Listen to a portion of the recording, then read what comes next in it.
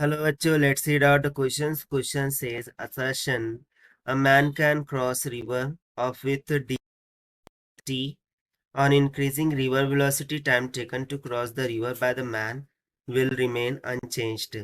So assertion में बोला जा रहा है कि एक मैन है, वो टी विथ की रिवर को टाइम टी में क्रॉस कर सकता है। अब यदि हम रिवर की वेलोसिटी को इंक्रीज कर दें तो time taken to cross by the river for the man वो क्या रहेगा, रिमेन्स रहेगा अनचेंज्ड। ठीक है, it will remains unchanged. So reason बता रहा है कि velocity of river is perpendicular to the width of river, so the time to cross the river is independent of velocity of river. So बोला जा रहा है कि जो वेलोसिटी ऑफ रिवर है वो परपेंडिकुलर रहती है विड्थ ऑफ रिवर के, इसीलिए time to cross the river ये इंडिपेंडेंट होगा वेलोसिटी ऑफ रिवर के। तो चलिए फिर हम देखते हैं सोल्यूशन से कि कौन सी स्टेटमेंट करेक्ट है या फिर फॉल्स है। सो स्टार्ट करते हैं की कॉन्सेप्ट से which we are going to use here for this question. तो सिंपली हम यहाँ पर वेलोसिटी का फॉर्मूला यूज कर सकते हैं कि velocity is equals to distance upon time taken. ठीक है, तो सबसे पहले तो हम मान लेते हैं कि कुछ इस तरीके से ये रिवर है। ठीक है, और रिवर की जो विड्थ है वो कुछ डी के बराबर है। अब initially man is point at A, ठीक है, और उसकी जो वेलोसिटी है, velocity of man is nothing but towards the point B. ठीक है, टूवर्ड्स द पॉइंट बी है, क्योंकि वो इस विथ को क्या करना चाहता है, पार करना चाहता है। अब वेलोसिटी ऑफ जो रिवर होंगी वो अलोंग द हॉरिजॉन्टल डायरेक्शन, कुछ इस डायरेक्शन में उसको हम मान लेते हैं वी आर के बराबर।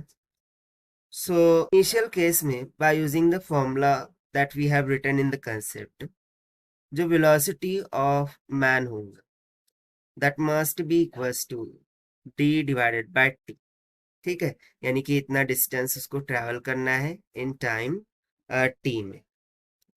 अब यदि मैं यहाँ से t इज इक्वल्स टू लिखूँ, so t is equals to क्या हो जाएगा, d divided by V M के इक्वल ना। अब हम यहाँ पर क्या कर रहे हैं, इंक्रीज कर रहे हैं रिवर की वेलोसिटी। सो जैसे ही हम रिवर की वेलोसिटी को इंक्रीज करते हैं, सो बेसिकली रिवर की जो वेलोसिटी है वो विड्थ ऑफ द बैंक का परपेंडिकुलर है।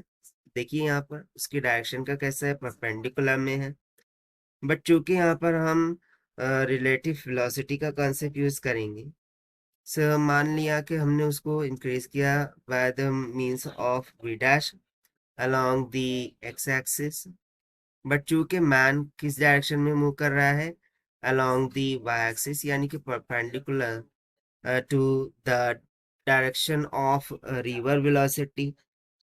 सो उस टाइम पर the minimum time required by the man to cross the ring वो क्या होगा, that must be equals to d divided by vm होगा।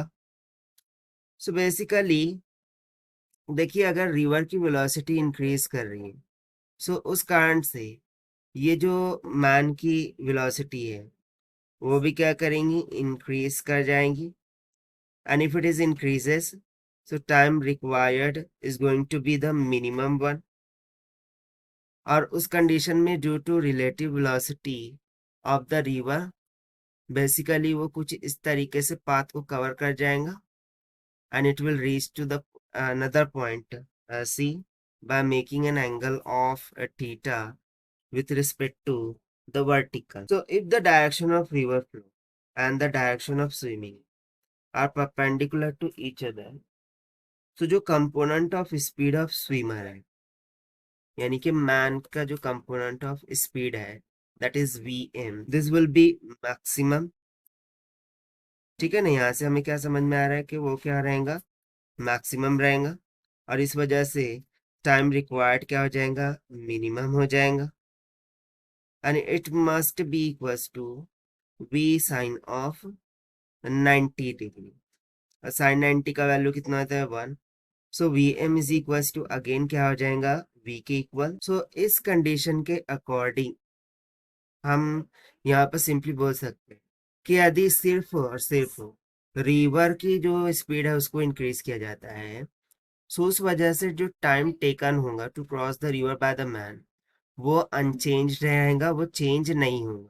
यहाँ पर हमने सिर्फ डायग्राम में जस्ट फॉर अंडरस्टैंडिंग ये दिखाया है कि ये इस तरीके से एंगल थीटा बनाने, बट बेसिकली चूंकि ये रिवर जो तो एंगल 90 डिग्री पर है, तो साइन 90 तो क्या हो जाएगा 1, यानी कि V M is equal to again V के इक्वल ही आ जाएगा। यानी कि वेलोसिटी क्या हो रही है, चेंज नहीं हो रही है। अगर वेलोसिटी चेंज नहीं हो रही है सो टाइम रिक्वायर्ड भी क्या होगा, सेम ही होगा। So we will say the time will be same, it will be unchanged। और ऐसा क्यों हो रहा है, क्योंकि जो velocity of river है ये perpendicular है to the width of river, so to time cross to river is independent of velocity of river। so इस condition के according both reason and assertion are true, और reason ये correct explanation होगा assertion के लिए, that's the option is correct। so this is the required solution। I hope you understand full। Best of luck, thank you।